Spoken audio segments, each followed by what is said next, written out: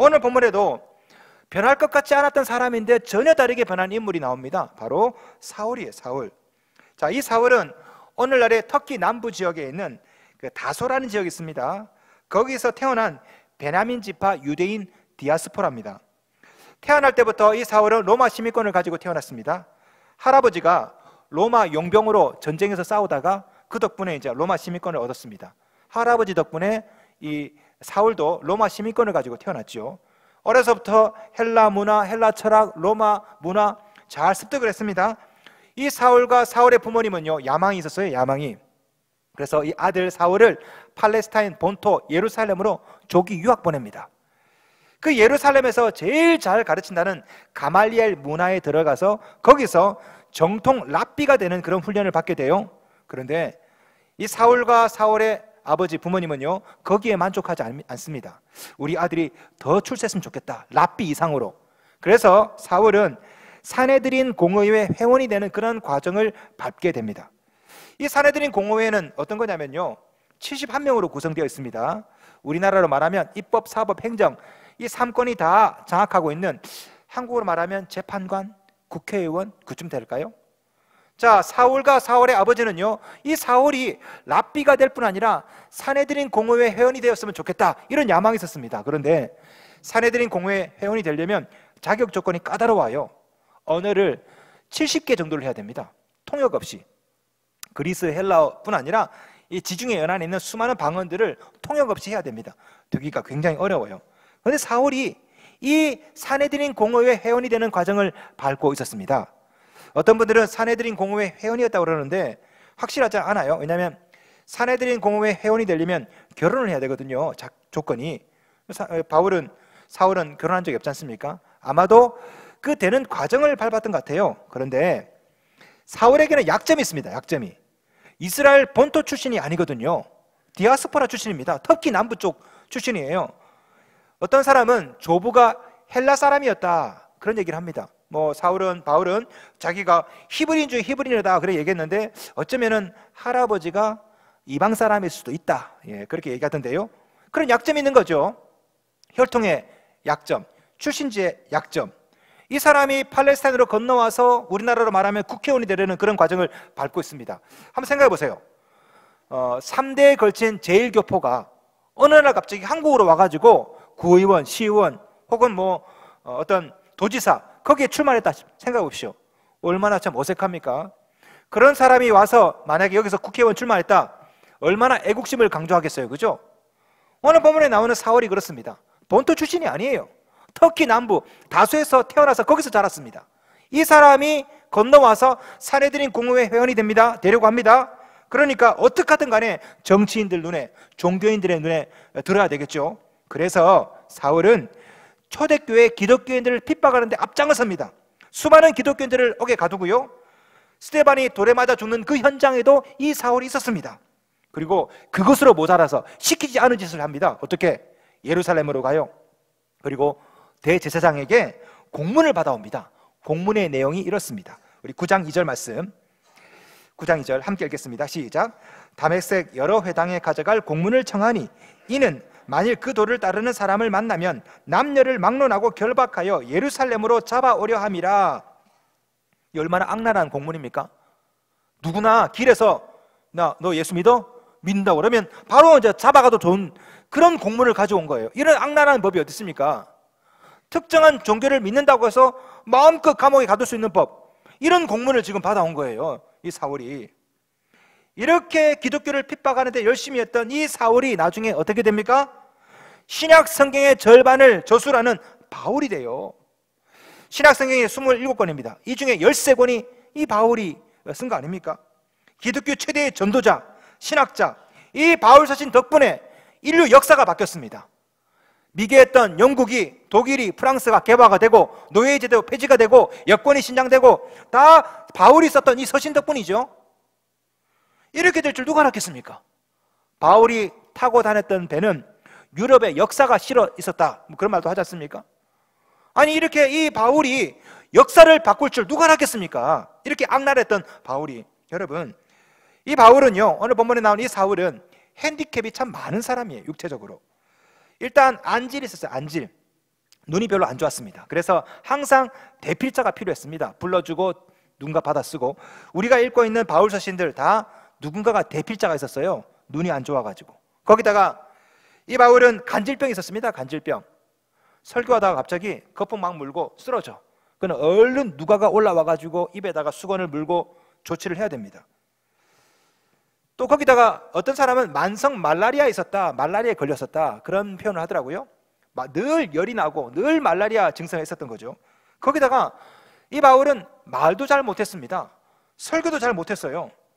사도행전을 보시면요, 이 사도 바울의 설교가 얼마나 졸린지 설교만 하면 다 자. 거기다가 유도고라는 청년이 위에서 듣고 있다가 꼬박꼬 졸다가 떨어져서 죽었거든요. 그래도 제 설교 듣다가 죽는 사람은 없지요. 이 바울 설교는요, 설교 듣다 보면 사람 목숨을 잃어요. 아마 제 생각에 유도고가 죽었다가 살아나면서 아마 이렇게 얘기했을 것 같아요. 설교 정말 죽이네. 거기다 바울은요, 키가 작습니다. 대머리에다가 안짱다리에다가 꼽추예요, 꼽추. 이세기 문헌에 따르면요, 거기에는 이런 바울의 외모가 묘사되어 있습니다. 한번 들어보세요. 체구는 작고 양 눈썹은 붙어 있으며, 순학질 여사 아시죠? 양 눈썹은 붙어 있으며, 코는 네브리코에, 얼굴은 꼼보처럼 얽혀 있고요, 대머리에 구부정한 허리, 다리는 안짱다리였다. 이게 사람입니까? 이티지. 바울이 평생 결혼을 안 했는데 제 생각에는 안 한 것이 아니라 못한 것 같아요. 만약에 바울 같은 사람이 오늘날 이 시대에 있다, 그 청년 완전 루저 아닙니까? 누가 그런 남자에게 시집을 가요? 자, 이 못난 사울이 바울로 변해서 세상을 변화시키지 않습니까? 그 어떤 미남이 못했던 일을 이 사람이 합니다. 여러분, 이게 어떻게 가능했을까요? 바로 예수님이 가능하게 하시죠. 예수님이. 자, 오늘 본문 9장에 보시면은 공문을 받아서 다메섹으로 가던 이 사울이 누구를 만납니까? 예수님을 만나죠. 예수님을 만나서 사울이 변해서 바울이 됩니다.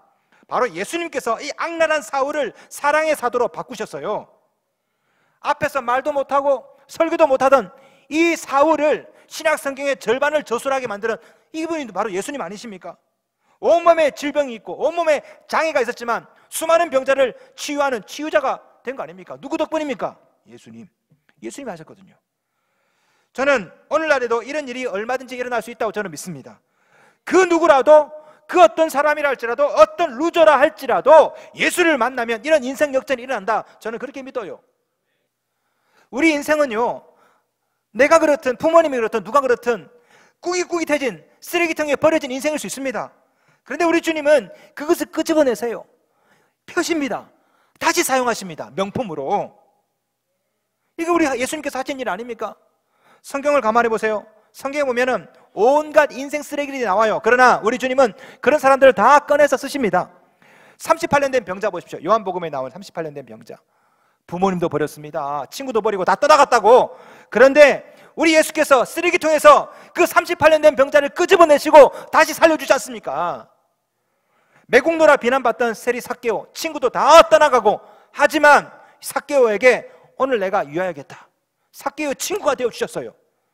아무도 말을 걸지 않던 사마리아 여자, 이 부정한 사마리아 여자, 남편을 5이나 바꾸었던 이 사마리아 여자, 우리 예수께서 다가가서 물을 좀 다오, 이 여인을 전도자로 만드세요. 실패한 베드로를 다시 일으켜 세우시고, 이게 바로 예수님이 하시는 일 아닙니까? 그 어떤 인생의 낙오자라 할지라도 예수를 만나면 사울처럼, 베드로처럼, 38년 된 병자처럼 인생 역전 가능합니다. 바로 그분이 오늘 여러분을, 여러분 자녀를, 그리고 또 누군가를 쓰레기통에서 건져서 명품 인생으로 만들어 주십니다. 이것을 믿으십니까?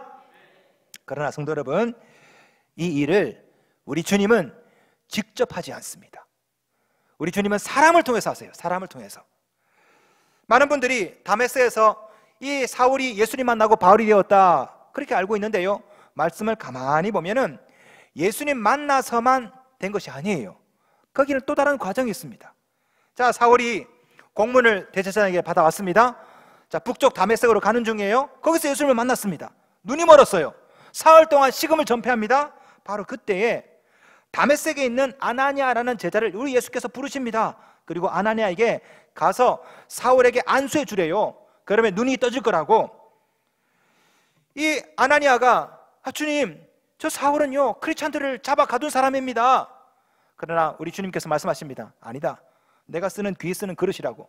그래서 그 말에 순종해서 아나니아는 사울에게 가서 안수하고 눈을 뜨게 하고 세례도 주고, 그리고 이 사울에게 먹을 것도 주고, 이 사울을 다른 제자들과 교제할 수 있도록 이렇게 주선을 합니다. 어떻게 됐습니까? 9장 20절 보세요. 20절. 즉시로 각 회당에서 예수가 하나님의 아들이심을 전파하니, 바로 그 즉시로 박해하던 크리스찬들을 박해하던 자가 예수가 하나님의 아들이심을 전파하는 전도자가 되었습니다. 자, 여기서 궁금한 것이 하나 있어요. 왜 주님은 이런 방식을 사용하셨을까? 이 모든 일을 직접 해도 되지 않습니까? 아니, 딱 불러가지고 눈 멀게 했다가 눈 갑자기 딱 뜨겠다가 어머나 놀래라. 아니면 그 자리에서 야, 가서 전도자가 되어라. 아니, 얼마든지 예수님 혼자 할 수 있습니다. 그런데 왜 우리 예수님은 일을 2번 하십니까? 눈을 멀게 하고 아나니아에게 가서 걔가 안수해주고 눈을 뜨고, 왜 일을 2번 하십니까? 자, 예를 들어 보겠습니다. 제가 우리 신학교에서 학생들에게 과제물을 내줍니다. 학생들이 과제물을 해가지고 가져와요. 제가 채점을 합니다. 그러면서 말합니다. 학생, 요거 틀렸네. 그러면 학생이 물어보겠죠. 교수님, 왜 틀렸나요? 답은 과대가 말해줄 거네. 이러면 얼마나 답답합니까? 고구마 먹은 것처럼 답답하시죠? 그 자리에서 말해주면 되지. 오늘 본문에 예수님이 그렇게 하시는 겁니다. 눈을 멀게 하시고 혼을 내셨으면 그 자리에서 눈을 뜨게 하시고 그 자리에서 해야 될 일을 가르쳐 주시면 되는데, 굳이 예수님은 일을 2번 하세요. 눈을 멀게 하고 아나니아에게 가라.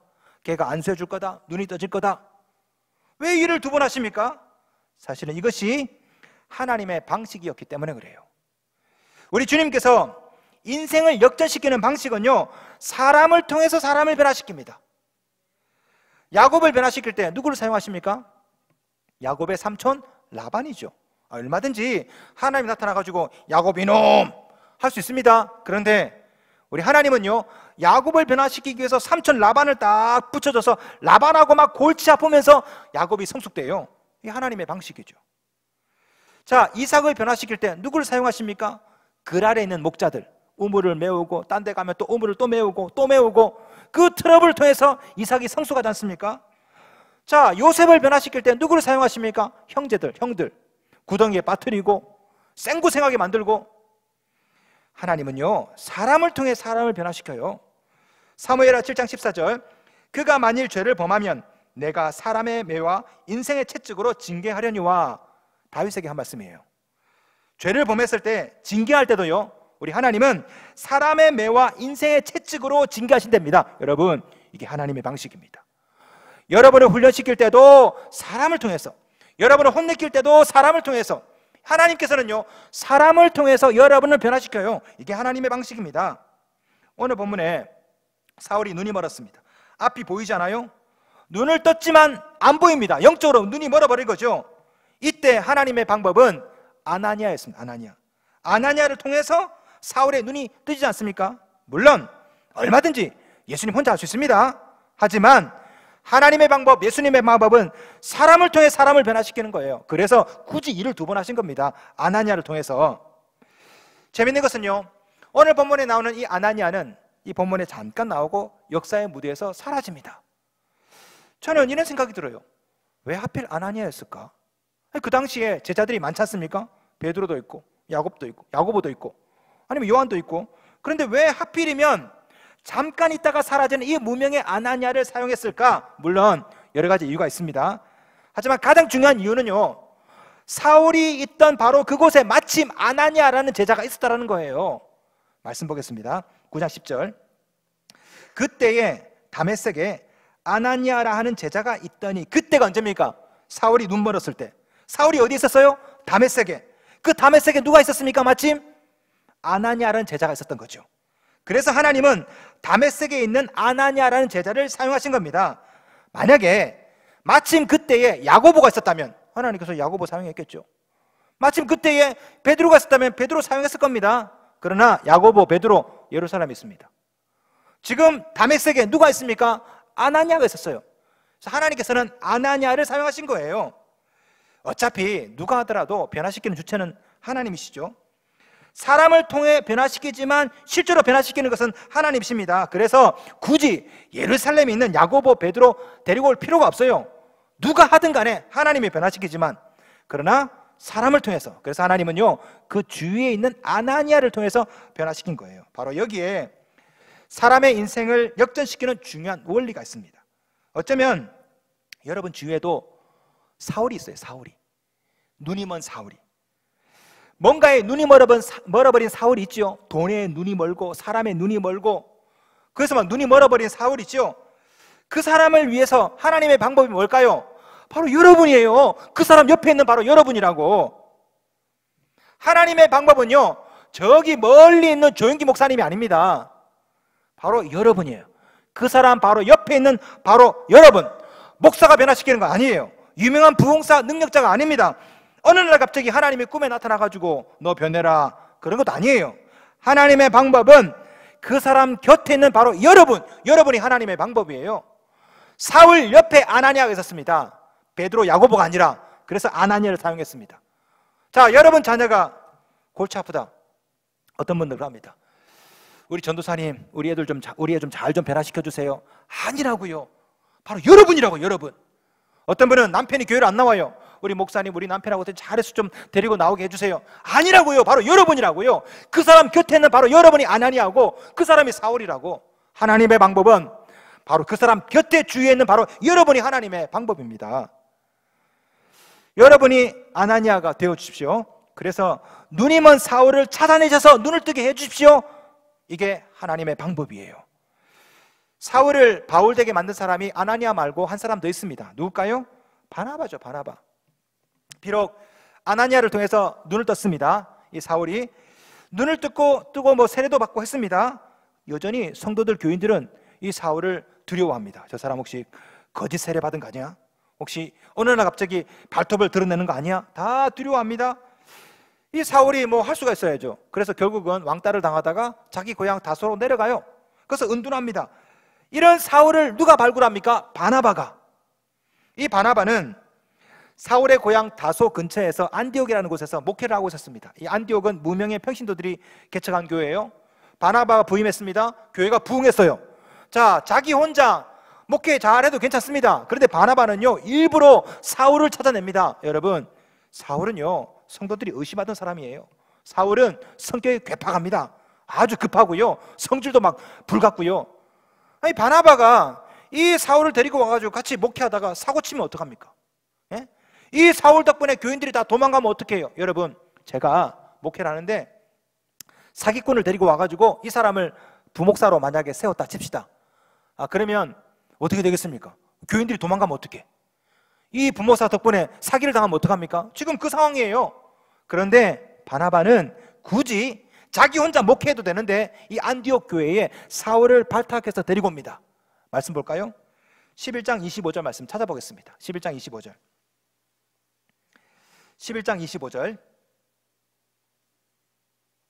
제가 읽어드리겠습니다. 바나바가 사울을 찾으러 다소에 가서 되어 있죠? 여기서 사울을 찾으러 갔다, 이 말은요 바늘 찾듯이 샅샅이 뒤졌다, 이 뜻입니다. 바나바는 사울을 샅샅이 뒤진 거예요. 이 사울을 데리고 옵니다. 같이 목회합니다. 자, 그 결과가 어떻게 됐을까요? 자, 11장 26절 함께 읽겠습니다. 시작. 만남에 안디옥에 데리고 와서 둘이 교회에 1년간 모여 있어 큰 무리를 가르쳤고 제자들이 안디옥에서 비로소 그리스도인이라 일컬음을 받게 되었더라. 아멘. 바로 이 안디옥 교회를 통해서 유럽의 역사가 바뀌고 인류 역사가 바뀌고, 여러분, 이게 하나님의 방식이에요. 하나님의 방식은 혼자가 아닙니다. 합력해서 손을 이루는 겁니다. 얼마든지 바나바 혼자 목회해도 돼요. 그러나 하나님이 원하시는 것은 바나바와 바울이에요. 이게 하나님의 방식이라고. 성경에 나오는 인물들 가만히 보세요. 혼자 변화된 케이스가 있습니까? 아니에요. 다 보면 누군가를 통해서 변화가 되었습니다. 모세가 혼자 모세가 되었습니까? 아닙니다. 모세가 될 수 있도록 십브라와 부하라는 산파가 있었습니다. 심지어 바로의 딸도 있었죠, 그죠? 그래서 모세가 모세 된 거예요.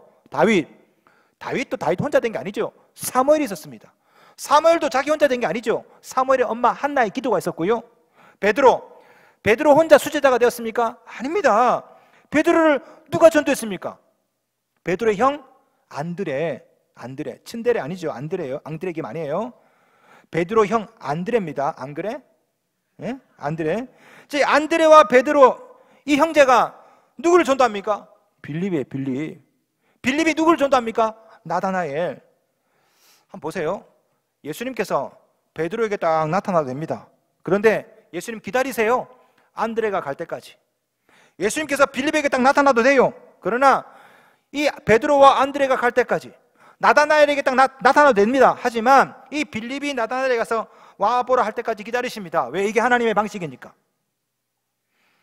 성경에 나오는 인물 중에 어느 날 갑자기 하늘에서 뚝 떨어진 사람이 있습니까? 없죠. 지금도 마찬가지예요. 지금도 어느 날 갑자기 누군가가 뚝 떨어지지 않습니다. 어느 날 갑자기 하늘에서 뚝 떨어지는 것은 쇠똥이에요. 쇠똥. 예. 절대 인물은요 어느 날 갑자기 하늘에서 뚝 떨어지지 않아요. 하나님의 방식은 사람을 통해서 변화시키고 사람을 통해서 훈련시키시고. 자석을 보세요. 자석은 철에 닿으면요 철이 또 다른 철을 끌어요. 이 자석의 성질 아닙니까? 복음이 그와 같습니다. 복음이 한 사람을 변화시키면 이 사람이 다른 사람을 변화시킵니다. 그러면 그 사람이 또 다른 사람을 끌어당겨요. 이게 바로 복음의 방식, 이게 바로 예수님의 방식이거든요. 여러분 주위에 분명히 사울이 있습니다. 베드로도 있습니다. 여러분이 예수를 만나셨다면 그들을 끌어당기셔야 돼요. 이게 복음의 방식이거든. 여러분이 아나니아가 되어주시고 여러분이 바나바가 되어주시고 여러분이 안드레가 되어주십시오. 하나님의 방법은 여러분입니다. 여러분이 숨어있는 사울을 찾아내십시오. 오늘 본문에 나오는 아나니아처럼 음식을 먹이시고 세례를 받도록 도와주시고 다른 제자와 교제할 수 있도록 도와주시고. 애초에 주께서 아나니아에게 뭐라고 말씀했습니까? 우리 9장 11절 말씀, 9장 11절 우리 함께 읽겠습니다. 9장 11절 시작. 주께서 이르시되 일어나 직가라는 거리로 가서 유다의 집에서 다소 사람 사울이라는 사람을 찾으라. 그가 기도하는 중이니라. 유다의 집에서 다소 사람 사울이라 하는 사람을 찾으라. 저는 이 명령이 아나니아에게 준 명령일 뿐 아니라 오늘날 우리에게 준 명령이라고 저는 믿습니다. 유다의 집에서 다소 사람 사울이라는 사람을 찾으라. 조사에 따르면 일평생 동안 우리는요 TV 리모컨을 찾는데 보름을 허비한다고 합니다. 보름을. 하루에 5분씩 TV 리모컨을 찾는데 허비해요. 일주일에 4시간 반, 평생 동안 371시간 동안. 조사에 따르면 그렇습니다. 남자들은 평균 15.8일 동안 리모컨을 찾아요. 여자들은 평균 12.5일을 리모컨을 찾습니다. 여러분 인생 가운데 보름 이상은 다 리모컨 찾는데 시간을 보낸다니까요. 여러분, 사람의 생명이 리모컨보다 얼마나 중요합니까? 리모컨을 찾는데 보름을 허비한다면 여러분은 숨은 사울을 위해서 얼마나 허비하십니까? 오늘 주님께서 말씀하십니다. 유다의 집에서 다소 사람 사울이라는 사람을 찾으라. 이게 우리의 사명이에요. 리모컨이 아니라 돈이 아니라 너희 집에 숨어있는 사울을 찾으라. 직장에서 박해하는 그 사울을 찾아내라. 교회 안에서 운둔하는 아웃사이더 사울을 찾아내라. 그 사람이 비록 여러분을 박해하는 남편일 수 있습니다. 하루 종일 게임만 하는 아유 답답해 여러분 아들일 수도 있습니다. 하지만 아직 눈을 못 떠서 그래요. 뭔가에 눈이 멀어서 그렇습니다. 눈에 비늘이 벗겨지면 얼마든지 그렇게 구제불능 같은 여러분의 자녀도 여러분을 박해하는 남편도 사울이 변해서 바울 될 수 있습니다. 지금 여러분이 있는 바로 그곳에 그리고 이곳에 여러분 주위에 사울이 있습니다. 낙심한 사울, 자포자기한 사울, 바로 여러분이 하나님의 방법이요 여러분이 이 시대의 아나니아입니다.